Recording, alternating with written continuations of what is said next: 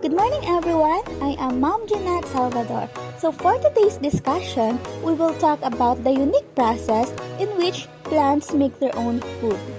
In this video, we will learn about the photosynthesis. But before that, let us first be guided by the following learning objectives.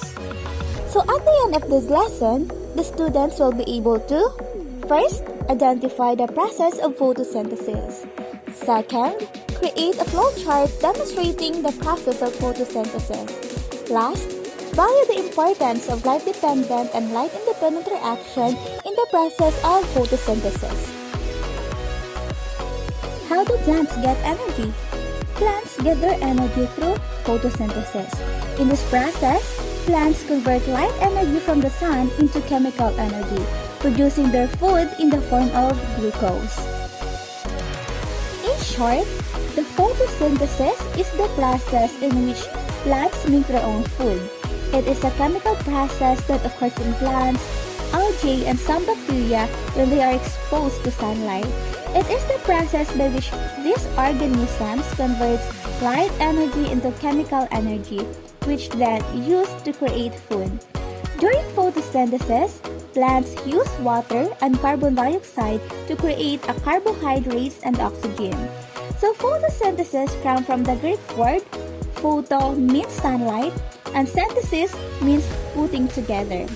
So how does photosynthesis occur? The first step in the process of the food production of photosynthesis is the absorption of light. Plants contain chloroplast. Chlorophyll, the green pigment in chloroplast, captures and converts sunlight into chemical energy. Plant cells contain organelles called the chloroplast.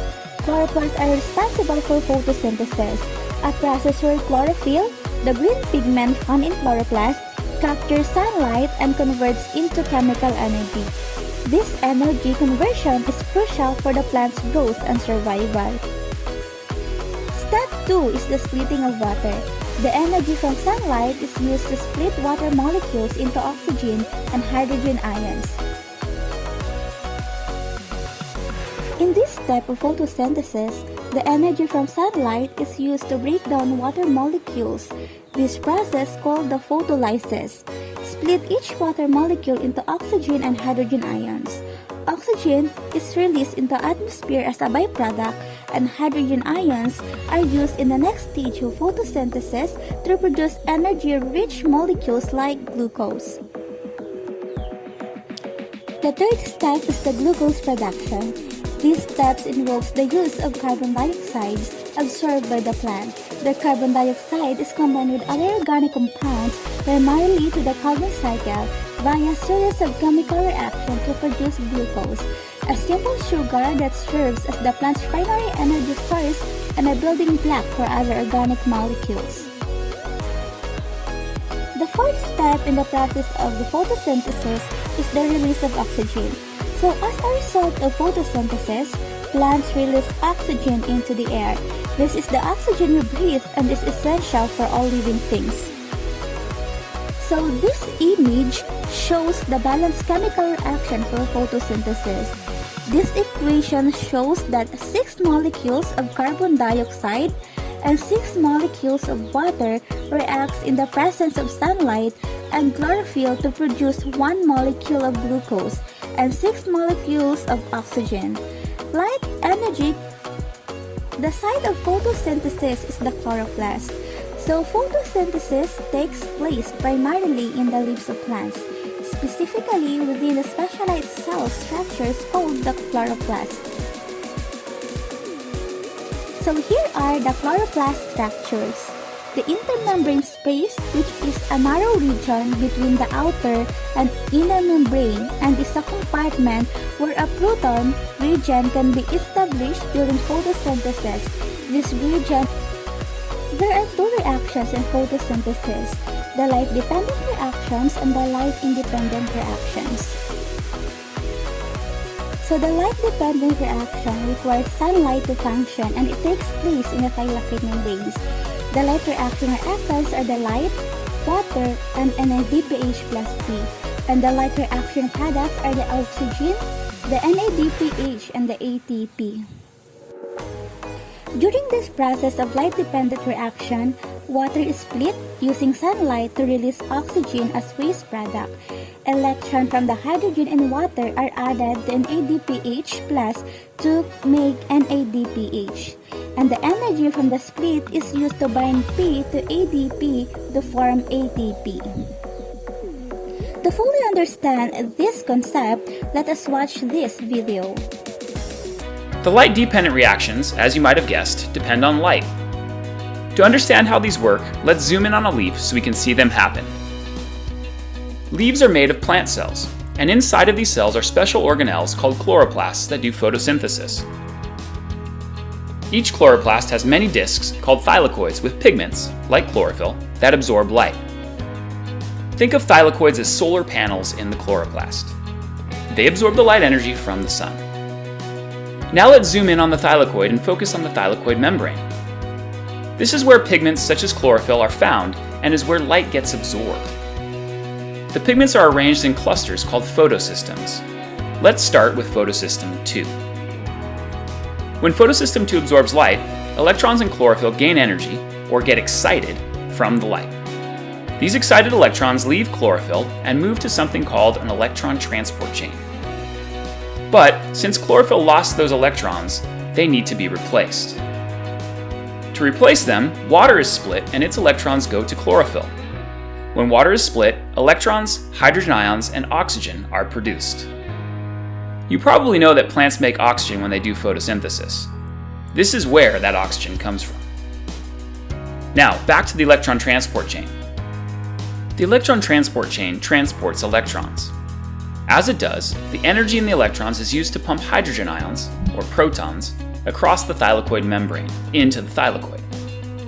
This creates a high concentration of hydrogen ions inside the thylakoid. These ions would be trapped inside the thylakoid, but a special enzyme called ATP synthase allows them to passively diffuse from high to low concentration. This flow of hydrogen ions through ATP synthase causes ATP synthase to spin and produce ATP, similar to how water flowing through a turbine produces power at a hydroelectric dam. This ATP is a key product of the light-dependent reactions. When the electrons reach the end of this first electron transport chain, they go to photosystem 1, where light excites them once again. They travel down a second, shorter electron transport chain, where they are accepted by a molecule called NADP+. When it accepts the electrons, it also accepts hydrogen and becomes NADPH. NADPH is an electron carrier and is another key product of the light-dependent reactions. It carries electrons and hydrogens to the next set of reactions in photosynthesis, the Calvin cycle. Both ATP and NADPH are critical products of the light-dependent reactions that are needed to make sugar in the Calvin cycle, which we will examine in our next video. So the light-independent reaction or the Calvin cycle does not require energy or the sun's energy to function, and it takes place on the stroma of the chloroplast. So the Calvin cycle reactants are the NADPH, the ATP, and the carbon dioxide. And the Calvin cycle products are the sugar, the NADP+, and the ADP plus P. Photosynthesis. And these are reactions that are happening inside of the stroma in the chloroplast. So the light-independent reactions comprise of a cycle which is called the Calvin cycle.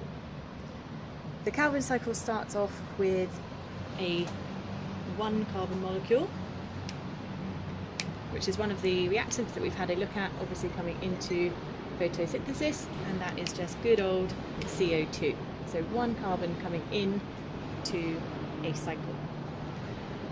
It joins up with a molecule that has been regenerated in this cycle called ribulose bisphosphate.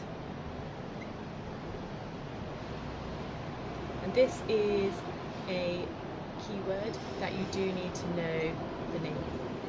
So ribulose bisphosphate, which quite often you will see as RUBP. Ribulose bisphosphate is a 5-carbon molecule. So obviously when we combine the ribulose bisphosphate as 5 carbons with a 1-carbon carbon dioxide molecule, we form a 6-carbon molecule. And this 6-carbon molecule you do not need to know the name of, but the key thing that you do need to know about this 6-carbon molecule is that it is unstable.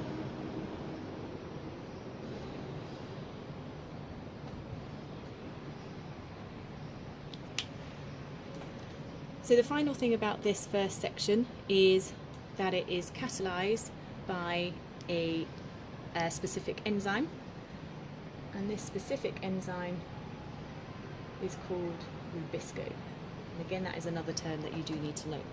So rubisco enzyme will catalyze the reaction of the carbon dioxide joining with the ribulose bisphosphate to create this unstable 6-carbon molecule. So the Calvin cycle is actually made of 3 key stages, and this is the first stage, and this is called carbon fixation.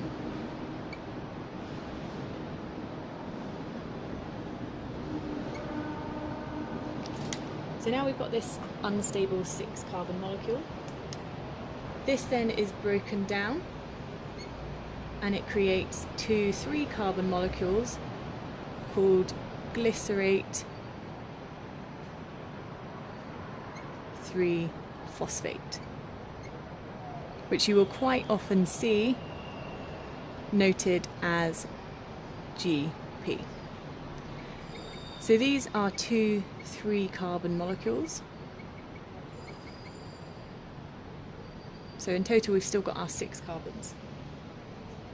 These then are further changed and they create 2 triose phosphate molecules.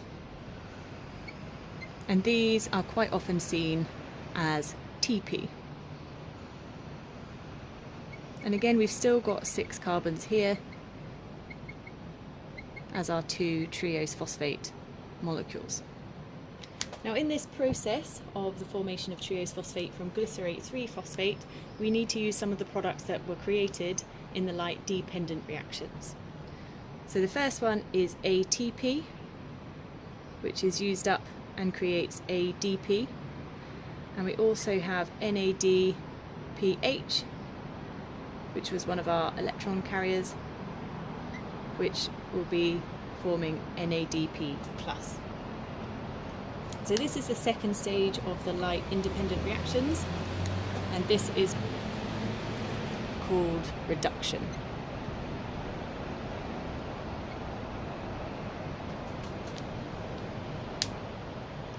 So then we've got these 2 3-carbon molecules. They can go, the carbons from those can go in one of 2 directions. Either they can break off of the Calvin cycle and they can start to build the final product that we want from photosynthesis. So this starts to build glucose. Now obviously glucose isn't made of 1 carbon, so we need quite a few turns in this Calvin cycle to create our final product of glucose, which has 6 carbons in it. We'll come back to that in a minute. Otherwise, we've got these 3 carbon molecules that are made up of 6 carbons in total. 1 has come off to build glucose in this 1 turn. The other 5 continue round in the Calvin cycle to reform ribulose bisphosphate again, which is a 5 carbon molecule. In this process, we need more ATP, which we've got from the light dependent reactions, which forms ADP in the process. This stage of the Calvin cycle is called regeneration, because we're creating more RUBP. This in total forms the Calvin cycle.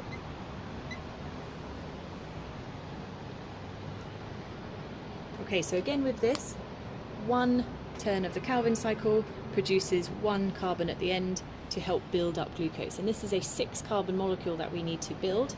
So we need 6 turns in this cycle in total.